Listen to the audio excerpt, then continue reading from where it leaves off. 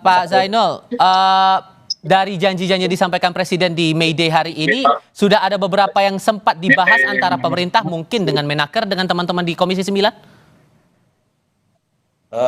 Dari sekian yang disampaikan Pak Prabowo terkait janji beliau kepada para pekerja, ada beberapa yang sudah dibicarakan pendahuluan dengan kita ya. Yang pertama itu adalah menyangkut soal eh, revisi Undang-Undang Tenaga Kerja sebagai amanat dari putusan Mahkamah Konstitusi yang membatalkan Undang-Undang Omnibus Law Tenaga Kerja. Sudah sempat ada pembicaraan, tapi masih sangat awal ya, masih sangat awal. Sampai sekarang kita masih menunggu sebenarnya surprise ya surat dari Presiden terkait pembahasan revisi Undang Tenaga Kerja ini. Tapi pembicaraan-pembicaraan di awal ya pembahasan di term-term yang pokok-pokok pikiran sudah mulai digulirkan antara kita juga dengan Kementerian Tenaga Kerja. Yang kemudian yang kedua menyangkut soal ojol ya soal ojol karena itu lebih ke Komisi 5 ya bukan di Komisi 9.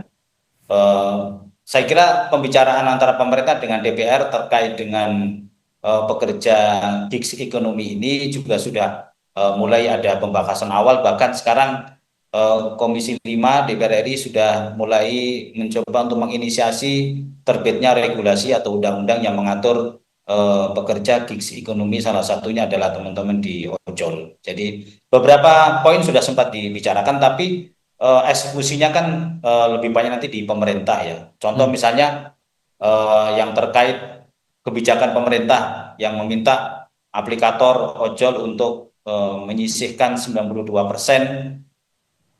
keuntungannya untuk para mitra, itu kan sudah diterbitkan perpresnya oleh Pak Prabowo per hari ini ya. Jadi saya kira eksekusinya lebih banyak di pemerintah. Tapi kalau kemudian ada, sorry saya potong Pak, kalau kemudian ada bantuan rumah, kemudian ada janji yang disampaikan ada daycare yang bakal dibangun di kawasan industri dan semacamnya dengan harapan itu bisa mendukung perlindungan dan kesejahteraan bagi para buruh, menurut Anda itu semua yang disampaikan Presiden tadi pagi itu cukup relevan in this economy untuk para buruh? Menurut saya cukup ya, karena itu yang dibutuhkan paling mendesak dan mendasar bagi para pekerja kita selain soal hak-hak upah dan segala macam ya.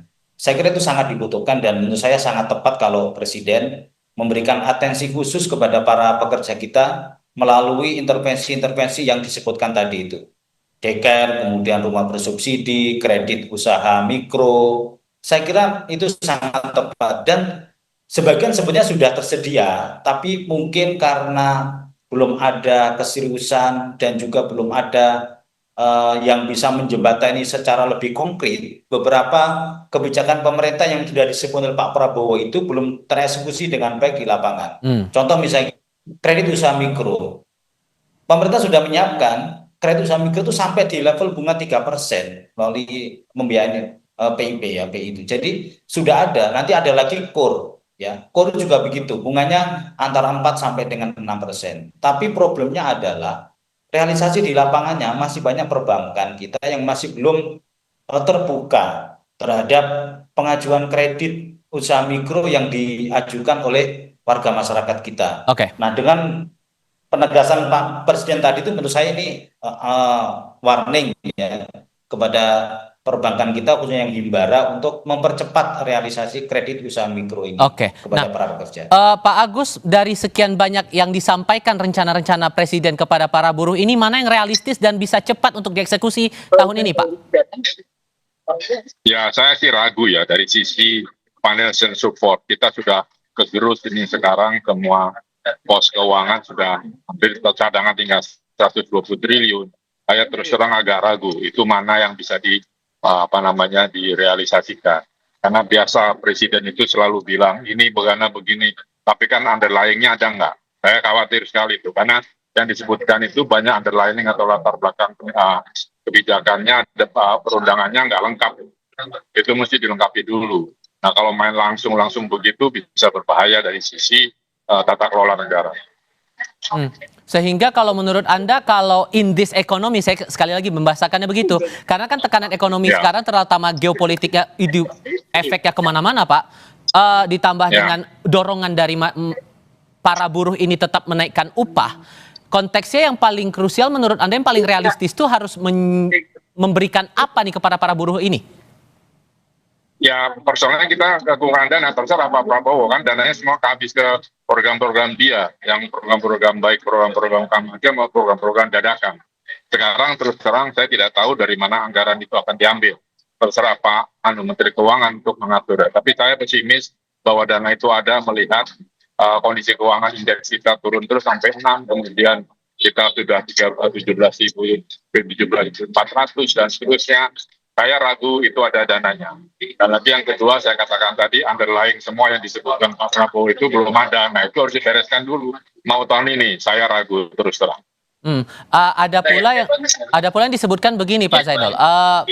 Ada pembentukan Satgas PHK dan kesejahteraan buruh. Tahun lalu di Mei Day 2025 saya ingat Pak Prabowo sempat bilang akan membentuk Dewan Kesejahteraan Buruh.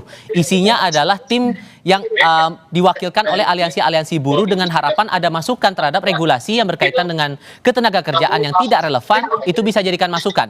Nah, dengan adanya Satgas ini menurut Anda cukup relevan dengan konteks yang ada sekarang soal ketenagakerjaan, Mas? Saya ragu, saya lagi ya terus terang apa yang disampaikan Presiden tadi saya kasih ke Pak Zainul, Pak Agus, saya kasih ke Pak Zainul dulu ya. Pak Zainul silakan. Ya, jadi gini, kan kita tahu nih, sektor tenaga kerja itu kan boleh dikata adalah sektor hilir ya. Sektor hulunya itu kan ada di iklim usaha sebetulnya. Kalau iklim usaha kita ini baik, iklim ekonomi kita ini berjalan dengan baik, maka sebetulnya sektor tenaga kerja juga akan mengikuti.